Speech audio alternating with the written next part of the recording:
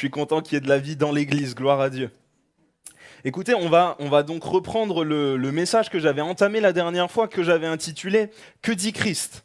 Alors pour ceux qui... je ne vais pas refaire tout un laïus sur ce que j'ai déjà dit la dernière fois, pour toutes celles et ceux qui auraient raté la première partie et qui voudraient se tenir informés de ce qui a été dit la dernière fois, donc c'était il y a 3 semaines il me semble, je vous invite à aller sur YouTube où vous avez toute la première partie qui y est, tout le message y est, donc sur notre page YouTube. Vous pouvez également mettre un petit pouce, abonnez-vous, tout ça, j'ai l'impression d'être devenu youtubeur à force de dire ça. Et donc voilà, vous pouvez aller nous retrouver sur notre page YouTube en tapant Porte ouverte chrétienne Reims sur YouTube directement dans la barre de recherche. Donc, pourquoi est-ce que j'ai intitulé ce message « Que dit Christ ?» Parce que c'est important pour moi de savoir qui est notre maître. Savoir qui est notre maître est primordial. Savoir qui il est, je ne vais pas savoir qui est Jésus en connaissant ses enseignements, je le saurai un petit peu, je vais connaître certaines de ses idées. Je ne vais pas savoir qui est Jésus en observant ses miracles, je vais savoir un petit peu, si je m'intéresse aux motivations qui l'ont amené à faire ce miracle-là, mais je vais pas apprendre à le connaître dans sa personnalité. Je ne vais pas apprendre à le connaître dans qui il est, dans son identité, dans son caractère. Tout ça, je ne vais pas apprendre à le connaître si je me tiens que aux enseignements de Jésus, aux paraboles qu'il a données et aux miracles qu'il a fait. Ça, c'est ses actions. Ça, c'est ce qu'il transmet, c'est ce qu'il dégage. Mais ça ne nous dit pas qui il est, comment il est dans son relationnel avec les gens, comment il prend soin des gens autour de lui, qu'est-ce qui le motivait, qu'est-ce qu'il avait à cœur en disant à l'un ou à l'autre telle ou telle parole. Et c'est vraiment le principe de ce message ou ces messages, puisque je pense encore une fois qu'il y aura une autre partie. Mais donc, c'est comme si, j'avais pris cet exemple-là la première fois, c'est comme si on suivait, par exemple, sur les réseaux sociaux, un joueur de foot pour avoir les vidéos des derniers buts qu'il avait mis. Et finalement, je sais que c'est un bon joueur de foot, puisque je le suis, je le vois marquer ses buts, mais je n'apprends pas à connaître sa personnalité ni sa personne au travers des buts qu'il marque ou de ce qu'il fait sur le terrain. Ça, je ne peux le savoir que si je passe du temps avec lui. Ça, je ne peux le savoir que si je commence à m'intéresser à ce qu'il dit, aux gens, avec qui est-ce qu'il traîne, qui est-ce qu'il côtoie, etc., etc.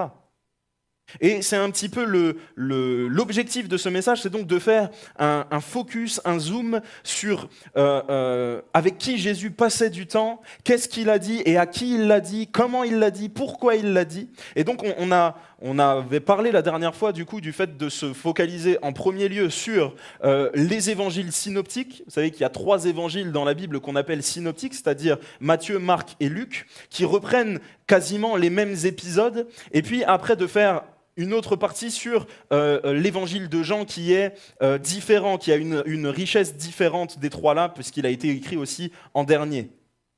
Donc voilà, on va se concentrer déjà sur ça pour terminer les points que je n'avais pas eu le temps d'aborder la dernière fois. Et puis je pense qu'on aura le temps de faire un seul dialogue dans Jean ce matin. En tout cas, Dieu ne m'a pas mis à cœur d'en faire plus pour ce matin, je pense que ce sera bien là. Pour qu'un disciple connaisse son maître, donc il est nécessaire qu'il sache ce que dit son maître.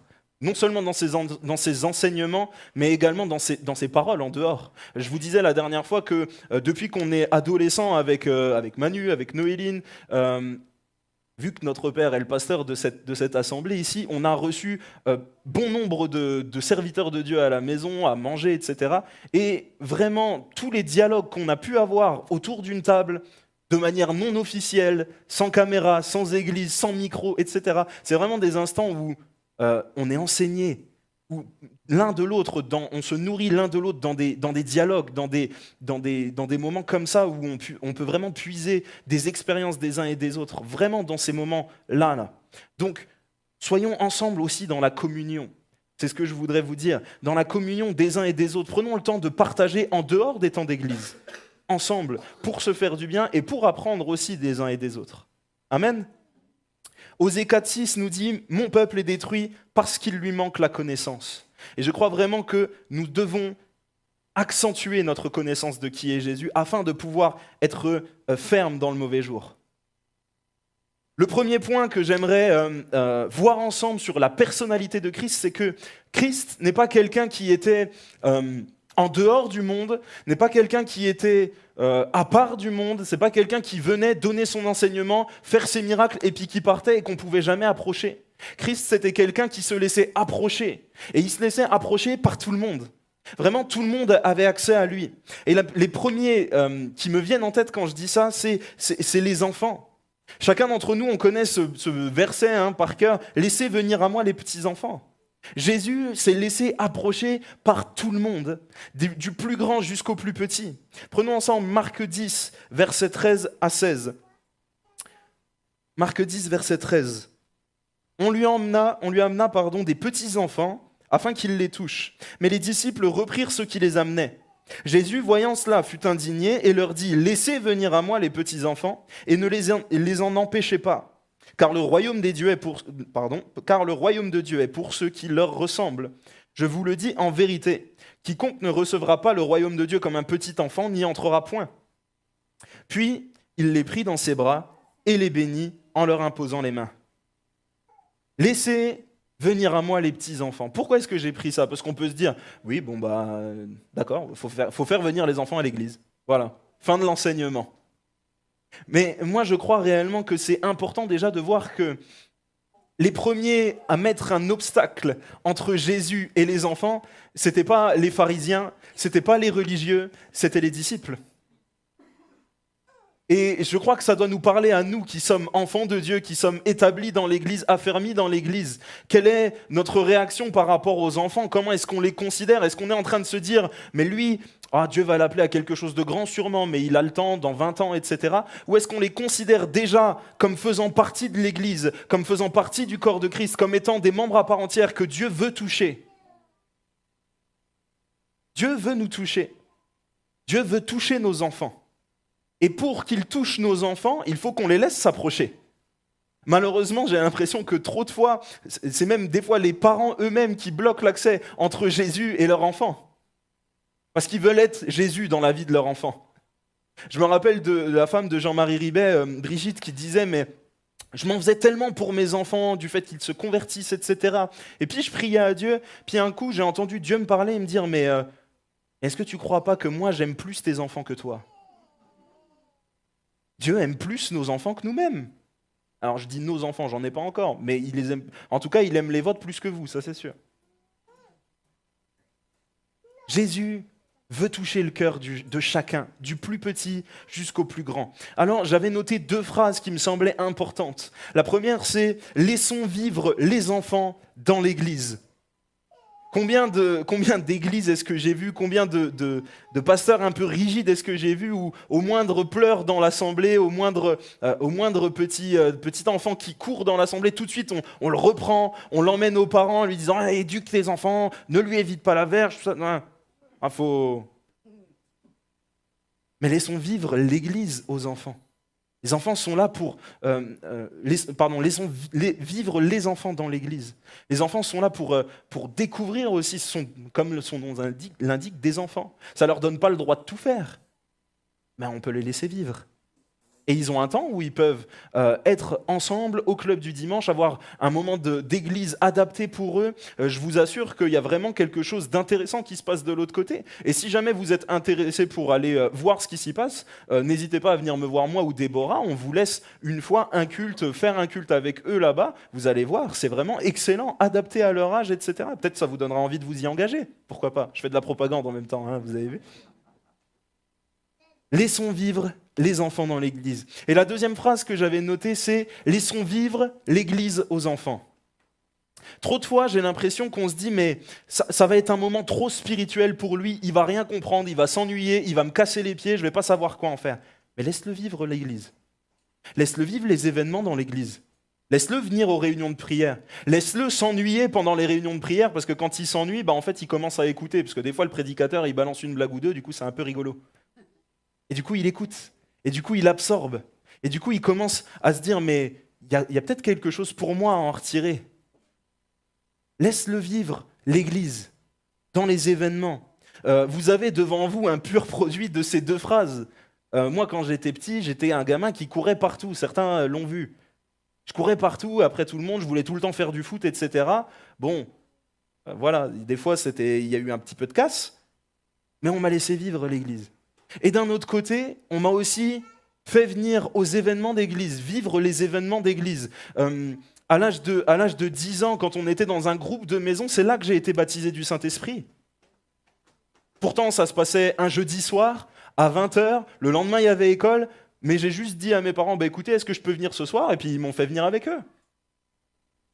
Et à ce moment-là, le Seigneur m'a baptisé du Saint-Esprit. Euh, Laissons vivre les enfants le groupe de jeunes. Laissons vivre aux enfants les événements de jeunesse quand il y en a un. Ah, parce que je dis les enfants, mais ça s'étend aux adolescents, ça s'étend aux jeunes adultes qui des fois sont aussi des enfants. Laissons vivre aux enfants les jeûners prières. Je me rappelle que un des premiers jeûners prières qu'on a fait avec Manu, on s'était regardé, on s'est dit, c'était un jeûner prière à Mulhouse. Nous, on n'avait pas jeûné. Alors, on ne va pas vous demander de faire jeûner vos enfants, c'est pas ce que je suis en train de dire, hein, d'accord? Surtout, soyez sages. Mais vous pouvez les faire amener, leur faire leur petit sandwich, leur faire leur nourriture, et puis qu'ils participent au temps de réunion. Dans ces temps-là, des rencontres avec Jésus se font. Je sais qu'avec Manu, on a été boosté, enseigné dans ces moments de jeûne et prière depuis tout jeune. C'est vraiment des moments importants. Et j'aimerais vous partager ça à l'église. Je l'ai partagé déjà aux différents membres du club du dimanche, des moniteurs et des monitrices. Mais quand on a relancé ici même les clubs du dimanche, puisque après le Covid, on a eu tout un temps où les enfants n'étaient plus à l'église. C'est bizarre parce que j'ai toujours connu des églises avec des enfants qui courent, etc. Et tout. Et puis pendant tout un temps à l'église, il y avait plus d'enfants, quoi. Et ça m'a fait bizarre. Et puis, les moniteurs, ensemble, on s'était dit, mais on ne va pas relancer un club du dimanche s'il n'y a pas d'enfants. Puis à la place des parents, on peut aussi comprendre que quand on voit une église où il n'y a rien de prévu pour les enfants, on n'a pas envie d'emmener les enfants. Du coup, les parents n'amenaient pas leurs enfants, mais du coup, les moniteurs, voyant qu'il n'y a pas d'enfants, ne reprenaient pas le club du dimanche, et du coup, c'est un cercle sans fin. Alors du coup, on s'est dit, mais non, il faut reprendre. Et donc, quand on est allé voir le pasteur pour lui dire il faut reprendre, le Seigneur m'avait donné une vision spécifique pour le club du dimanche en forme de sablier comme ça. Ça faisait je le vois encore pendant le temps de prière, vraiment un sablier comme ça. Et c'était clair. J'aurais dû le faire en avance et puis vous le projeter, mais tant pis. Et j'avais de chaque côté, en haut du sablier, moniteur, moniteur, enfant, enfant. Et ce sablier faisait comme ça, donc des reliés chacun l'un à l'autre, pour dire que nous voulons faire donner le goût de l'Église aux enfants. Et pour donner le goût de l'Église aux enfants, il faut qu'ils aient une bonne relation entre eux, déjà. Que les enfants qui viennent à l'Église puissent venir retrouver leurs copains pour s'amuser, pour jouer l'un avec l'autre. Donc les laisser vivre l'Église. Et puis, il y a les moniteurs qui sont en haut. Les moniteurs, ensemble, pour bien travailler, il faut qu'ils aient une bonne relation. Donc il faut de la communion fraternelle. Et puis après, on avait le moniteur et l'enfant. Et il faut que le moniteur, ou le disciple de Christ, on va dire comme ça, qui s'occupe des enfants, ait une vraie relation avec lui, que ce ne soit pas juste le dimanche matin de dire c'est mon tour de m'en occuper, je l'ai fait manger, je l'ai fait jouer, et puis après, on n'en parle plus. Il doit y avoir une vraie relation qui se crée. Comme avec un grand frère, avec un papa, avec une maman, avec une grand-mère, ça dépend des âges. Mais il en faut pour tout le monde. Et il y a plusieurs moniteurs et plusieurs enfants. Pour que chaque enfant puisse avoir son moniteur. Il s'entendra peut-être pas bien avec tous, mais s'il n'y en a qu'un seul avec qui il a du lien, ça le garde dans l'Église. Et ça le fait grandir dans une relation saine dans l'Église. Et c'était vraiment la vision que le Seigneur m'avait donnée pour les enfants. Alors comme dit Jésus, laissez-les venir à lui. Est-ce qu'on est capable de le laisser faire? Est-ce qu'on est capable de les accompagner? Est-ce qu'on est capable de ne pas se mettre entre eux et lui? Je vous invite à le faire, par exemple, à la fête de Noël le 18 décembre. J'ai déjà constaté, par exemple, que le moment de fête de Noël, tout le monde est content du culte famille, tout le monde est content du moment où il y a le spectacle, où on voit les enfants chanter, etc. Et puis on reste sur les chaises et tout. Et puis il y a le temps de manger. Là, on reste encore parce que manger, c'est cool quand même. Hein. Il y a à manger. Et puis après, il y a le temps des jeux. Et puis pendant le temps des jeux, vous avez les moniteurs qui jouent avec les enfants. Et puis tous les parents qui sont de l'autre côté en train de boire leur café, etc. C'est pas un reproche que je vous fais. Vous avez le droit de boire votre café. Mais peut-être que ça touchera les enfants de voir que leurs parents s'intéressent à ce qu'ils font, de les voir jouer avec eux, de les voir commencer un peu aussi à se débrider et à faire partie vraiment de leur vie dans l'Église. Est-ce qu'on est capable de le faire? Même si on sacrifie une petite conversation avec quelqu'un. Je vous laisse la question. La deuxième personne à qui Jésus va se rendre accessible, j'aurais pu en prendre plein parce que j'en ai déjà cité déjà dans la première partie de ce message, mais là j'ai vu la visite de Zachée, ce personnage qui est tellement rigolo, c'est un épisode qu'on aime à raconter aux enfants, pourtant il cache bien des trésors, j'ai envie de dire. Prenons ensemble Luc 19, versets 5 à 9. Luc 19, au verset 5 jusqu'au verset 9. Voilà. Lorsque Jésus fut arrivé à cet endroit, il leva les yeux et lui dit « Zachée, hâte-toi de descendre, car il faut que je demeure aujourd'hui dans ta maison. » Zachée se hâta de descendre et le reçut avec joie. Voyant cela, tous murmuraient et disaient « Il est allé loger chez un homme pécheur. » Mais Zachée, se tenant devant le Seigneur, lui dit « Voici, Seigneur, je donne aux pauvres la moitié de mes biens. Et si j'ai fait tort de quelque chose à quelqu'un, je lui rends le quadruple. » Jésus lui dit « Le salut est entré aujourd'hui dans cette maison, parce que celui-ci est aussi un fils d'Abraham. Car le Fils de l'homme est venu chercher et sauver ce qui était perdu. » Alors, j'aime beaucoup cette personne de Zachée. Pourquoi est-ce que les gens le cataloguaient de pécheur ? Parce que c'était un collecteur d'impôts. Et donc, tout comme les gens de l'époque, je pense que vous n'êtes pas plus réjouis à l'idée que des agents du fisc viennent traîner par chez vous. Eh bien, Zachée, c'était un peu ça. Sauf que les collecteurs d'impôts à l'époque, c'était un petit peu particulier parce qu'ils avaient quasiment tous la fâcheuse tendance de prendre des sous pour eux. Donc ils étaient encore moins aimés. Et donc Zachée, peut-être le faisait-il, peut-être ne le faisait-il pas, ça nous est pas dit. Mais ce qui nous est dit, c'est qu'il n'était pas apprécié des gens, en tout cas. Il subissait un petit peu son métier à ce niveau-là. Et on nous dit également qu'il était de petite taille. Alors, j'aime bien faire cette précision, et Jean-Marie nous a fait rire avec ça, Jean-Marie Ribet, ce qui dit, quand on raconte l'histoire de Zachée, on nous dit qu'il est de petite taille, et puis à force de prêcher qu'il était petit, que voilà, c'était pas le plus grand, etc., on a l'impression que Zachée il est tellement petit qu'à la fin, il a disparu presque. Mais Zachée, il était petit, certes, mais si vous... Bon, on connaît tous des gens de petite taille, hein, moi, ma femme est très, très petite. Et si vous mettez 3 personnes devant elle, elle ne voit plus rien. Zachée était il était peut-être pas nain, hein. Pourtant, vous mettez 3-4 personnes devant lui et puis il n'y avait plus rien. Et comme on sait que Jésus se déplaçait souvent avec la foule autour de lui, c'était compliqué de le voir, même si on faisait 1m70, 75, 80, bon. Au bout de quelques personnes, vous y voyez plus clair. Moi, ce qui m'intéresse dans ce passage, c'est directement le moment où Jésus, entouré de la foule, se tourne et s'adresse à une seule personne. Il va s'adresser à Zachée directement. Il va l'appeler par son prénom. Il va dire « Zachée, c'est chez toi que je vais aller manger. Zachée, c'est chez toi que je dois rester. Zachée, c'est chez toi que je dois demeurer. » Et Jésus fait cet appel à plusieurs d'entre nous, et il l'a déjà fait pour plusieurs d'entre vous, je le sais, vous l'avez déjà accepté, mais de dire « Mais c'est chez toi que je vais venir habiter. C'est dans ton cœur que je dois venir prendre place. C'est toi qui dois me recevoir. » C'est toi qui dois me recevoir. Zachée, il est là comme quelqu'un qui est à ce moment-là perdu. Et il reçoit la personne de Jésus qui vient s'inviter chez lui. Vous savez, on a souvent l'impression que c'est nous qui invitons les gens à venir à Jésus. Mais la vérité, c'est que souvent, c'est Jésus qui s'invite dans la vie des uns et des autres. Jésus s'invite dans nos vies et nous devons accepter ou refuser de le laisser rentrer. C'est nous qui avons le choix. Jésus veut s'inviter chez tout le monde. Peu importe ta situation professionnelle, peu importe ce que les gens pensent de toi, peu importe si tu penses être malin, pas malin, c'est pas le problème de Dieu. Jésus veut venir s'inviter chez toi.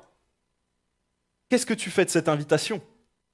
Zachée, lui, il l'a accepté. Il va dire, ok, Seigneur, viens chez moi, avec joie. Se hâta de descendre et le reçut avec joie, c'est écrit.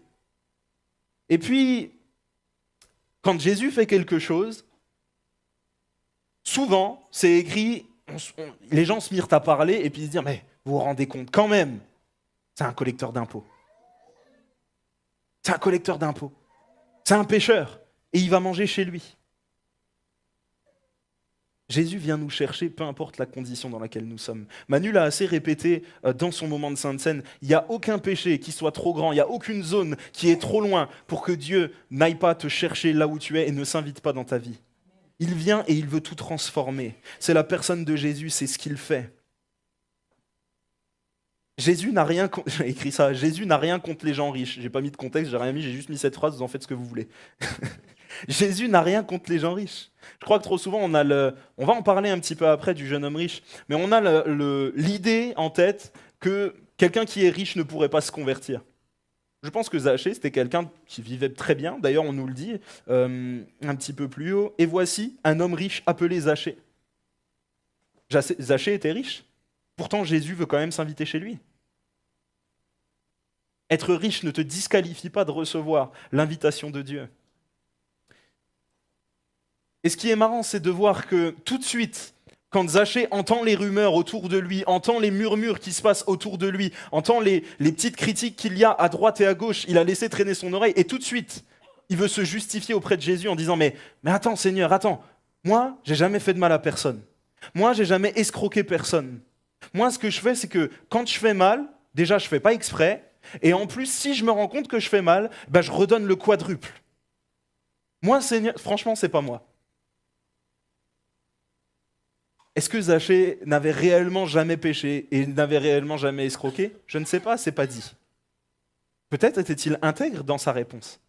Mais on voit qu'il essaye de se justifier par rapport à ce qu'il fait, par rapport à ses œuvres, par rapport aux critiques qu'il a entendues. Et trop souvent, nous tous, quand on entend des choses qui ne nous plaisent pas, quand on entend des gens qui nous critiquent, est-ce que ces gens ont raison de nous critiquer ? Sûrement pas, et ils devront répondre de cette critique devant Dieu. Laissons ça à Dieu. Mais est-ce que mon premier réflexe, c'est d'aller voir Jésus et de dire « Seigneur, tu te rends compte quand même ? Ils disent ça sur moi alors que tous les dimanches, je suis là à l'église à 8h du matin pour répéter à la louange. Seigneur, tu te rends compte quand même ? Moi, je pensais pas à mal, j'ai amené plein de sacs à la bourse aux vêtements et on m'a dit que j'ai ramené des vêtements qui n'étaient pas donnables. J'ai pas fait exprès. Tu te rends compte quand même ? Ça venait d'un bon sentiment. Tu te rends compte ? Et est-ce que ces œuvres sont mauvaises ? Non, là, Zachée ne fait pas état de quelque chose qui est mauvais. Mais Jésus n'est pas venu chez Zachée parce que c'était quelqu'un de plus juste que les autres ou que c'était un collecteur d'impôts plus juste que les autres. De la même manière, Jésus n'est pas venu chez toi parce que tu étais meilleur qu'un autre. Et si tu entends dire des choses sur toi, des choses à ton sujet, si tu entends des critiques négatives sur toi, laisse Dieu s'en occuper. Ne te justifie pas par tes œuvres, parce que derrière, c'est Jésus qui va justifier Zachée, mais par sa foi. Il va lui dire quoi ? Jésus lui dit, « Le salut est entré aujourd'hui dans cette maison, parce que celui-ci est aussi un fils d'Abraham. Or, Abraham étant le père des croyants, c'est un fils d'Abraham, un croyant. Car le Fils de l'homme est venu pour chercher et sauver ce qui était perdu. » Le salut est entré dans cette maison aujourd'hui. Est-ce que c'est parce que Zachée était sauvé ? Je ne pense pas. Moi, je pense que c'est parce que Jésus est rentré dans cette maison. Parce que Jésus est rentré dans cette maison, alors le salut est là. C'est pas parce que Zachée a dit qu'il rendait au quadruple, qu'il s'est engagé à ne plus commettre de vol, qu'il s'est engagé à ne plus escroquer personne, parce que Jésus était là. Est-ce que Jésus peut encore s'inviter dans ta maison et juste passer du temps avec toi ? Juste passer du temps avec toi. C'est ce qu'il veut faire. Et il se laisse approcher par tout le monde. Je vais boire un petit coup parce que ça fait sec. La deuxième chose, et on parlait de la richesse de Zachée, et je pense que c'est une bonne transition, c'est que Jésus s'intéresse aussi à nos biens. Et c'est paradoxal parce que finalement, nos biens, c'est aussi Jésus qui nous les donne. Je disais que Jésus n'a rien contre les gens riches, mais il n'a rien non plus contre les gens pauvres. Il y a les deux qui existent. Est-ce qu'on peut être comme l'apôtre Paul à dire « je me plais dans la richesse comme dans la pauvreté » ? Prenons ensemble le premier passage qui nous parle de quelqu'un qui avait beaucoup de biens, j'en ai parlé tout à l'heure, le jeune homme riche. Le jeune homme riche, c'était quelqu'un qui est venu voir Jésus, lui a dit « Écoute, qu'est-ce que je dois faire pour avoir la vie éternelle ?» Il va voir Jésus pour une question précise. Il va voir Jésus en lui demandant vraiment quelque chose une question sur l'éternité, une question sur le ciel. On voit bien qu'il y a une recherche du Seigneur. On voit bien qu'il y a une recherche de la vie de l'esprit. On voit bien qu'il y a une recherche de la part de l'homme riche où il se dit, mais ce que j'ai actuellement n'est pas suffisant. J'ai besoin de plus. Il me manque quelque chose. Et c'est d'ailleurs ce que Jésus va lui répondre. Il va lui dire, mais il te manque une chose. On va prendre le verset après, mais j'aimerais bien poser un peu le contexte de cette histoire. Et voilà que Jésus vient, répond à cet homme, mais pour avoir la vie éternelle, respecte les lois de Dieu, respecte les commandements de Dieu, tu aimeras ton prochain comme toi-même. Il commence à lui citer, et puis il dit, mais Seigneur, je fais tout ça depuis mon plus jeune âge, je respecte parfaitement tous ces commandements. Et Jésus va lui dire, mais il te manque une chose. Prenons ensemble Marc 10, versets 13 à 16. Marc 10, 21, excusez-moi. Jésus, l'ayant regardé, l'aima. Et lui dit, il te manque une chose. Va, vends tout ce que tu as, donne-le aux pauvres, et tu auras un trésor dans le ciel. Puis viens et suis-moi. On peut se dire, c'est rude quand même. Faut faire ça pour aller au ciel. Je croyais qu'il fallait pas faire d'œuvre. Faut faire ça pour aller au ciel. Et c'est marrant parce que Jésus, il n'a pas demandé ça à Zachée, qui était aussi un homme riche, chez qui le salut était entré aujourd'hui. Mais Jésus, il lui a pas demandé la même chose. Mais il a demandé ça au jeune homme riche. Il lui a demandé, parce qu'il y a une recherche de plus. Et le Seigneur le regarde avec un regard plein d'amour. Et il pointe le doigt sur ce qui le tient, sur ce qui l'empêche d'aller plus loin. Il te dit, il te manque une chose. Pour toi, ce ne sera peut-être pas l'argent, mais pour lui, c'était le cas. Mais par contre, dans tous les cas, Jésus te dit, il te manque une chose. Pour pouvoir être sauvé, il faut que tu abandonnes ta vie complètement. Il faut complètement que tu dises, mais Seigneur, ma vie, je te la donne. Tout ce que j'ai besoin, tu me le donneras. Toutes mes aspirations, tous mes désirs, c'est toi qui t'en occuperas. Je suis perdu dans mes notes, ça y est. La question que j'aimerais te reposer ce matin, c'est que te manque-t-il ? Le jeune homme riche, il lui manquait ce détachement par rapport à l'argent, il lui manquait ce détachement par rapport à ses biens, il lui manquait ce point-là où il fallait qu'il fasse mourir sa chair. Toi, ce matin, que te manque-t-il ? Parce que Jésus nous regarde avec son regard plein d'amour. Jésus nous regarde et il nous aime. S'il pointe le doigt sur quelque chose à corriger, à changer, c'est parce qu'il nous aime. Mais généralement, il pointe là où ça fait mal.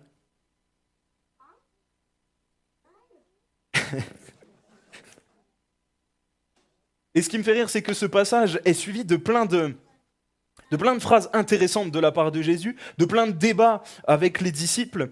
Prenons par exemple ce que Jésus va leur dire une fois que Pierre va regarder Jésus et va dire « Mais Seigneur, qui peut être sauvé ?» Et Jésus dit « Mais aux hommes, c'est impossible. À Dieu, tout est possible. » Et puis après, il va dire dans Marc 10, 28 à 31, après le questionnement de Pierre, il va lui dire « Mais vous perdez rien. » Regardez, prenons ensemble Marc 10, 28 à 31.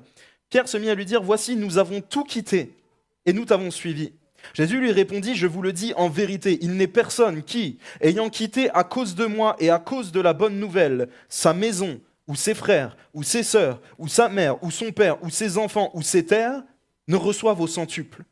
Présentement, dans ce siècle-ci, des maisons, des frères, des sœurs, des mères, des enfants et des terres, avec des persécutions, et dans le siècle à venir, la vie éternelle.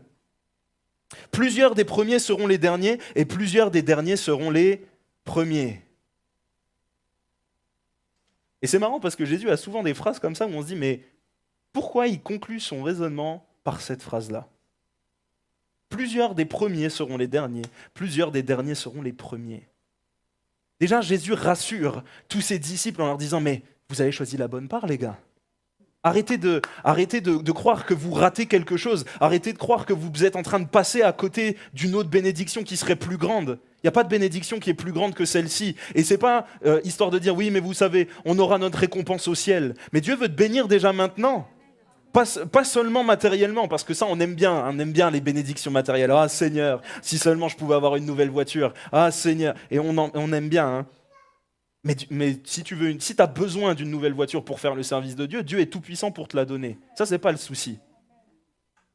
Mais Dieu veut te bénir. Plus que dans le matériel. Est-ce que tu as perdu des relations à cause du nom de Jésus? Dieu va t'en redonner d'autres. Dieu va t'en redonner d'autres. Plus grandes, plus profondes, plus solides, plus encourageantes. Est-ce que tu as perdu des membres de ta famille à cause du nom de Jésus? Dieu te redonne une famille pleine de compassion, pleine d'amour, pleine de joie, pleine de paix. Est-ce que tu as perdu quelque chose dans ton identité? Mais Dieu te donne une nouvelle identité, bien plus grande. Qu'est-ce que tu crois avoir perdu en suivant Jésus? Tu n'as rien perdu. Ne te laisse pas avoir par les mensonges de l'ennemi. Tu passes à côté de rien du tout. Le plan de Dieu pour toi, c'est de te bénir sur cette terre et de te bénir encore plus avec la vie éternelle qu'il veut te donner au ciel. C'est le plan de Jésus. Ne te laisse pas avoir par les mensonges de l'ennemi. Les premiers seront les derniers. Peut-être que tu es encore en train de te dire, mais si je suis Jésus, est-ce que je vais pouvoir aussi m'élever socialement? Est-ce que je vais pouvoir faire ceci ou faire cela? Le Seigneur te dit, mais à quoi sert toutes ces positions, toute cette puissance, tout cet argent? Ça ne sert à rien si tu es perdu. Ça ne sert à rien si tu es perdu. Les plus grands scientifiques de cette terre, les hommes les plus intelligents, les plus savants, mais s'ils n'ont pas compris que Jésus était mort pour eux et ressuscité pour eux, ben ils sont en enfer. Parce qu'il n'y a qu'un seul nom qui sauve, c'est le nom de Jésus. Et si tu crois que tu peux trouver un autre chemin pour éviter la perdition et pour aller au ciel, ça ne marche pas. Parce que le ciel, c'est la présence de Dieu H24. Si tu ne cherches pas la présence de Dieu maintenant, pourquoi est-ce que Dieu te donnerait accès à sa présence H24 quand on sera au ciel? Ça n'a pas de sens. Ceux qui sont sauvés, c'est ceux qui cherchent à être dans la présence de Dieu. Et pour rentrer dans la présence de Dieu, il faut accéder à Jésus. Il faut passer par Jésus. Ça va bien plus loin qu'une histoire d'argent finalement.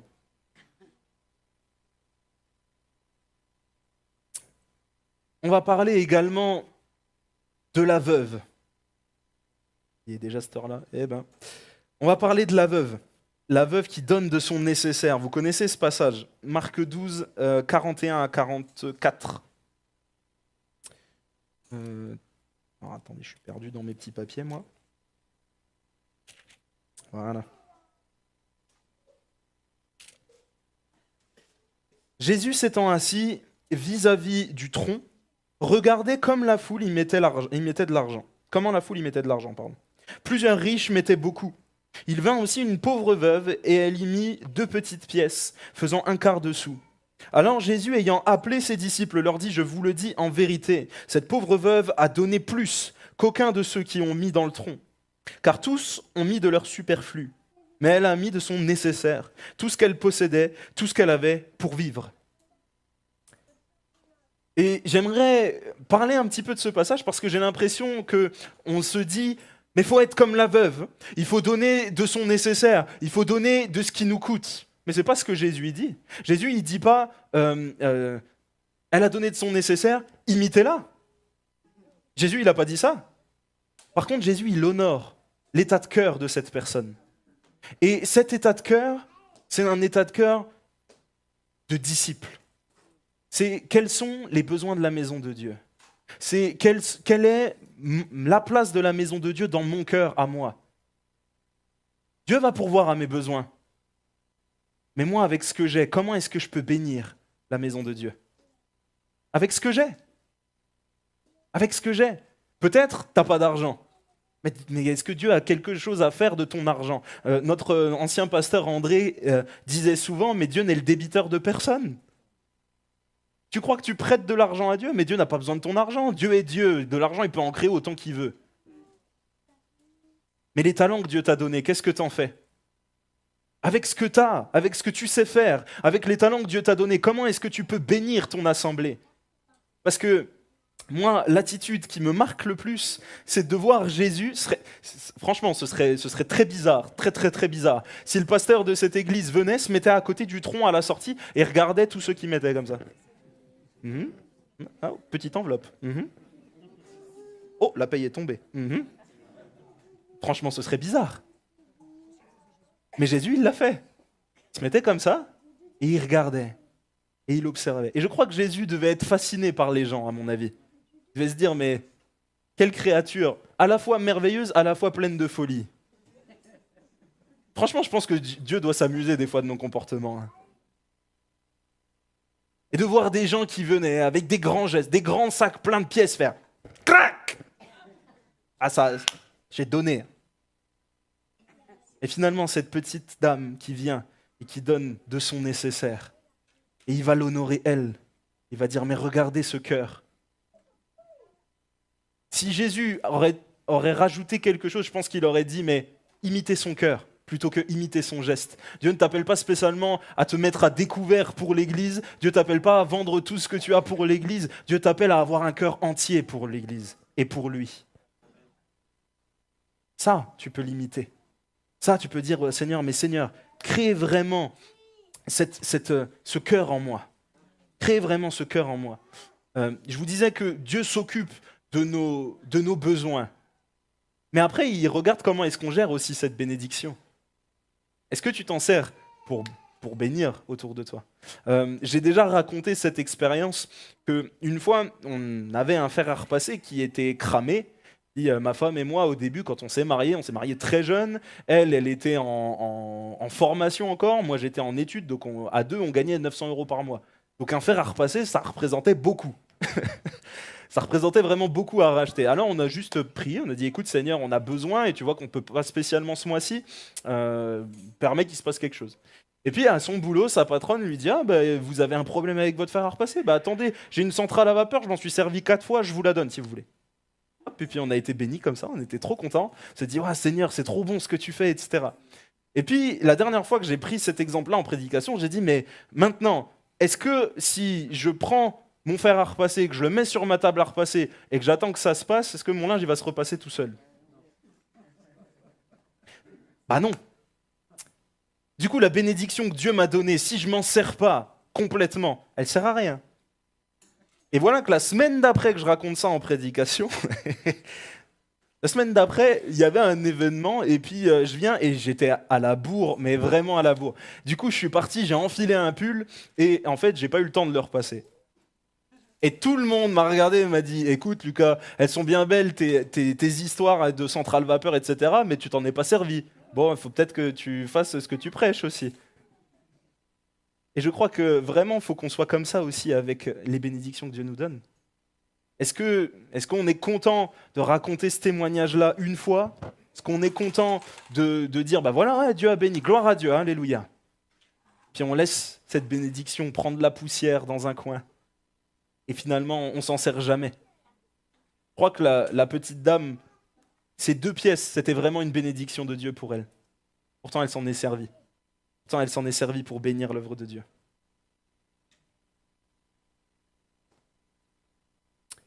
Le dernier point dans les évangiles synoptiques qu'on va voir ensemble, et on fera les dialogues dans Jean plus tard, on n'aura pas le temps ce matin, c'est que Jésus répond à toutes nos questions, toutes nos interrogations et qu'il enlève tout le doute qu'il peut y avoir dans nos cœurs. Par une simple parole. La première personne avec qui il va le dire, c'est Jaïrus. Marc 5, versets 35 et 36, si on veut bien prendre ça. Marc 5, 35 et 36. Comme il parlait encore, donc il vient d'y avoir le miracle avec la dame qui souffrait de la perte de sang, qui a touché le bord de son vêtement, etc. Et puis lui, il allait avec Jaïrus pour prier pour sa fille. Comme il parlait encore, survinrent de chez les chefs de la synagogue des gens qui dirent « Ta fille est morte, pourquoi importuner davantage le maître ?» Mais Jésus, sans tenir compte de ces paroles, dit au chef de la synagogue « Ne crains pas, crois seulement. » Et il ne permit à personne de l'accompagner, si ce n'est à Pierre, à Jacques et à Jean, frères de Jacques. Amen. Ne crains pas, crois seulement. Qu'est-ce qu'on a entendu ce verset prêché maintes et maintes fois? Dès qu'on est dans un temps de galère, dès qu'on est dans une circonstance compliquée, on sort ce verset, on se dit mais ne crains pas, crois seulement. Qu'est-ce qui me fait du bien ce verset? Ne crains pas, crois seulement. Est-ce que tu laisses les circonstances autour de toi déterminer par avance l'action de Dieu? Je vous rappelle que Jésus, à ce moment-là, vient à la base pour prier pour quelqu'un qui est malade. Il ne vient pas pour prier pour quelqu'un qui est mort. Mettez-vous à la place de Jairus. Vous appelez le pasteur en lui disant « Ma fille est gravement malade, est-ce que tu peux venir prier pour elle ?» etc. Puis finalement, pendant qu'il est sur la route, vous le rappelez, vous lui dites « Écoute, elle est décédée. » Drôle d'ambiance déjà. Hein. Puis d'un seul coup, Jésus va dire hey, « Ne crains pas, crois seulement. Crois seulement. » Et ce qui m'intrigue, c'est que finalement, les personnes, encore une fois, comme avec les petits-enfants qui ont été empêchés d'aller vers Jésus par les disciples, cette fois-ci, c'est les chefs religieux qui viennent voir Jairus et lui disent « Non mais, arrête d'importuner le maître. » On est presque en train de se dire « Mais de quel maître vous parlez? C'est vous qui allez le crucifier. » Et des fois, les connexions qu'on peut avoir, les gens qu'on peut avoir dans notre entourage, sont peut-être des gens qui paraissent bien sous tout rapport, qui semblent connaître Jésus, qui semblent connaître plein de choses, mais finalement Jésus n'est pas vraiment leur maître. Parce que ces gens-là, Jésus ne va pas les emmener avec eux, il va emmener Jacques, Jean et Pierre. Qui est-ce, à qui est-ce que tu donnes ton oreille? Tu prêtes ton oreille, je ne sais plus comment ça se dit l'expression. Vous m'avez compris. À qui est-ce que tu laisses la possibilité de venir dans ta vie et de te gonfler les oreilles avec ces paroles et de te dire finalement, mais non, c'est trop tard, Dieu ne peut plus intervenir, Dieu ne peut plus agir, prie même pas pour ça, c'est pas la peine. Parce que c'est ce qu'ils étaient en train de dire. Prie même pas pour ça, c'est pas la peine. Jésus lui dit, hey, ne crains pas, crois seulement. Et c'est marrant que Jésus dise, ne crains pas, parce que finalement, il n'y a plus rien à craindre. Quelqu'un qui est décédé, il est décédé. Je veux dire, le pire est déjà arrivé. Qu'est-ce qu'il y avait à craindre? Finalement, le point qui est intéressant, c'est que Jésus relève qu'il y a comme une peur dans le cœur de Jairus. Mais cette peur, elle n'est pas dans le... Alors, il doit certainement y avoir la peur de retrouver sa fille morte, évidemment. Mais il y a aussi cette peur de ne plus pouvoir exercer la foi. En fait, quand on craint, quand on est dans la peur, quand on laisse les circonstances décider de ce que Dieu veut faire, on n'est plus capable d'exercer ce don de foi. On n'est plus capable de croire que Dieu peut agir. Est-ce que tu laisses traîner ton oreille dans des choses qui te plombent, dans des choses qui te ralentissent, dans des choses qui remplissent ton cœur de crainte et de doute? C'est la crainte et le doute qui font que tu n'es plus en capacité de te dire « mais Dieu est capable d'agir ». Est-ce que tu es malade actuellement? Est-ce que tu as un besoin actuellement? Dieu est encore capable d'agir. Ça fait des années que tu pries, mais lâche pas la main de Dieu. Dieu est encore capable d'agir. Qu'est-ce que tu attends de la part du Seigneur? Est-ce que tu laisses les bons chrétiens autour de toi qui sont pleins d'amour pour toi te dire « mais arrête de prier pour ça, Dieu ne veut pas te guérir. » Mais Dieu veut te guérir. Dieu veut te bénir. Dieu veut te sauver. Dieu veut te toucher maintenant. Pourquoi est-ce qu'il ne le ferait pas? Pourquoi est-ce qu'il ne le ferait pas? À moins que Dieu te le dise clairement, non, je ne te guérirai pas. Là, c'est autre chose. Mais là, Jésus a fait le déplacement. Là, Jésus est venu et il a dit « Ne crains pas, crois seulement ». Alors, crois que tu vas être guéri, crois que tu vas recevoir ta guérison ce matin. Jésus nous rassure. La dernière personne qu'il va rassurer, ou en tout cas... peut-être pas la dernière personne, mais la dernière personne que nous, on va voir ce matin, c'est Jean-Baptiste. Prenons ensemble Luc 7, versets 20 à 23. On sait que Jésus et Jean-Baptiste avaient une relation toute particulière parce qu'ils étaient cousins. Et je pense que travailler en famille dans le royaume de Dieu, c'est une bénédiction. Hein, vous le voyez, nous, en famille, on est contents d'être les uns avec les autres. Mais des fois, on peut aussi avoir ce regard de se dire « mais il est en train de péter un câble, lui, qu'est-ce qu'il raconte ?» On va se voir au prochain repas de famille, on va régler ça. Et finalement, avoir des fois des interrogations sur quelqu'un qui est de notre propre famille, ça peut paraître légitime et normal. Pourtant, Jean-Baptiste, étant le cousin de Dieu, va lui dire « mais voici l'agneau de Dieu qui ôte le péché du monde. » Jésus, il avait fait 0 miracle encore. Quelqu'un qui a eu une vision parfaite de qui était Jésus dans son appel, de qui était le Christ, avant tout le monde. Et voilà que le doute s'installe en lui. Prenons ensemble, donc, je vous l'ai dit, Luc 7 au verset 20 à 23. Arrivés auprès de Jésus, ils dirent « Jean-Baptiste nous a envoyés vers toi pour dire « Es-tu celui qui doit venir ou devons-nous en attendre un autre ?» À l'heure même, Jésus guérit plusieurs personnes de maladies, d'infirmités et d'esprits malins. Et il rendit la vue à plusieurs aveugles. Il leur répondit « Allez, rapportez à l'agence ce que vous avez vu et entendu. Les aveugles voient, les boiteux marchent, les lépreux sont purifiés, les sourds entendent, les morts ressuscitent. La bonne nouvelle est annoncée aux pauvres.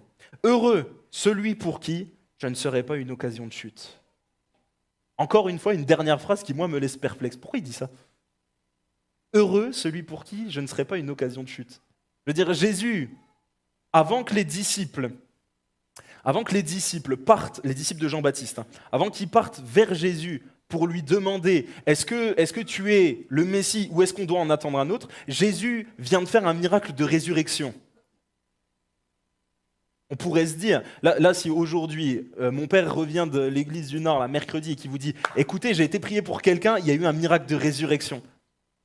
Toute l'église va dire amen. Toute l'église va dire mais il y a l'onction de Dieu, trop bien. Toute l'église va se dire mais c'est un signe de Dieu, c'est un miracle de Dieu, gloire à Dieu, alléluia. L'église devait être tellement encouragée là-bas, nous on est encouragés, on va aller prier, etc. Mais non, Jean-Baptiste il se dit mais c'est lui ou c'est pas lui ? C'est lui ou c'est pas lui ? Il vient de faire un miracle de résurrection. Pourquoi ? On peut se demander mais pourquoi Jean-Baptiste il se dit ça ? Mais Jean-Baptiste, et j'en ai un petit peu parlé mercredi, Jean-Baptiste il se dit ça parce que dans la tête du peuple juif, le Messie, celui qui devait venir, c'est celui qui devait libérer Israël. Libérer Israël de l'Empire romain, libérer Israël politiquement et devenir vraiment le roi d'Israël. Pour beaucoup, quand on dit « mais Jésus disait qu'il était roi des Juifs », pour les Juifs de l'époque, ça voulait dire « oui, il va prendre la place d'Hérode, il va devenir roi ». On ne parle pas du roi de gloire, du roi qui vient du ciel, etc. Non, on parle de quelqu'un qui va prendre un pouvoir politique dans la tête des Juifs de l'époque. Et Jean-Baptiste, qui va voir Jésus, s'étonne de ce qu'il fait, de son ministère. Mais Jésus, tu ne devrais pas mettre en place une armée, faire un, je sais pas moi, un putsch, il faut faire un truc pour prendre le pouvoir, quoi. Et toi, tu es là, tu vas voir Zachée, tu laisses venir les enfants, tu multiplies le pain et les poissons, tu marches sur l'eau, tu ressuscites des gens, mais c'est pas l'œuvre du Messie, ça. Jean-Baptiste, plein de doutes. Plein de doutes par rapport à quoi ? Plein de doutes par rapport à ses attentes. J'en ai parlé un petit peu mercredi, j'ai fait un message mercredi sur la déception. Et je disais que tant de fois on est déçu parce qu'on a des attentes par rapport à ce que nous, on voudrait voir se réaliser, par rapport à ce que nous, on attend, par rapport à ce que nous, on désire, par rapport à ce que nous, on espère. Mais est-ce que c'est ça la volonté de Dieu ? Jésus est venu sur cette terre et je crois que toute la volonté de Dieu qui était pour ces 3 ans et demi de ministère, il l'a accomplie parfaitement. Mais est-ce que ça correspondait aux attentes des gens ? Non. Jésus était surprenant. Son ministère, pour nous, est une bénédiction. On le voit guérir, on le voit délivrer des gens, on le voit donner de l'amour aux gens. Mais sur place, pour les gens qui l'ont reconnu comme le Messie, c'était quelque chose de décevant parce que ça ne correspondait pas à leurs attentes. Mon frère, ma sœur, peut-être que quand Jésus s'est invité dans ta vie, tu t'es attendu à quelque chose, tu t'es dit mais c'est trop bien, je ne vais plus jamais souffrir de maladie parce que Jésus va me guérir, je ne vais plus jamais être dans de mauvaises relations avec les gens parce que j'ai l'amour de Dieu en moi, j'ai la paix de Dieu en moi, j'ai la douceur de Dieu. Et finalement peut-être tu as été déçu parce que tes attentes au moment où tu es arrivé n'ont pas été satisfaites. Comme Jean-Baptiste, l'œuvre que Jésus faisait ne satisfaisait pas ses attentes. Il était déçu. Il a été déçu. Sans même réaliser que Jésus faisait beaucoup plus de bien comme ça qu'en reprenant le pouvoir à Hérode. Est-ce que nous réalisons que nos attentes ne correspondent pas toujours à la volonté de Dieu ? Et est-ce qu'on est capable de dire, mais je vais laisser Dieu faire ? Fais ce que tu as à faire, Seigneur. Et finalement, la meilleure preuve que Jésus a donnée qu'il était pleinement dans son rôle, c'est que quand les disciples de Jean-Baptiste sont arrivés et ont dit « mais on va te poser la question, Jésus, c'est vraiment toi ou c'est pas toi le Messie ?» La première chose qu'il fait, c'est guérir, délivrer, toucher et finalement faire du bien aux gens. Hein, on nous dit, à l'heure même, Jésus guérit plusieurs personnes de maladies, d'infirmités et d'esprits malins, et il rendit la vue à plusieurs aveugles. L'œuvre du ministère, il y a des signes, des miracles et des prodiges, mais ça ne correspond pas toujours à nos attentes. Ça ne correspond pas toujours à nos attentes. Sûrement serons-nous surpris de la manière dont Christ agira au jour de son retour. Hein, on l'imagine souvent en se disant, mais trop bien, le jour du retour du Seigneur, il va poser ses pieds sur les monts des Oliviers, puis tout le monde le verra, tout le monde tombera à genoux, etc. etc. Mais qu'est-ce qu'on en sait? Jésus va peut-être agir complètement différemment. Oui, il va faire ce qui est écrit, ce qui est prophétisé. Il a accompli tout ce qui avait été prophétisé dans son ministère. Pourtant, tellement de Juifs ne l'ont pas reconnu comme étant le Messie. Est-ce qu'au jour de son retour, on sera capable de le reconnaître et de dire, mais c'est Jésus? Alors, on sera capable de le reconnaître parce que c'est écrit que tous le reconnaîtront.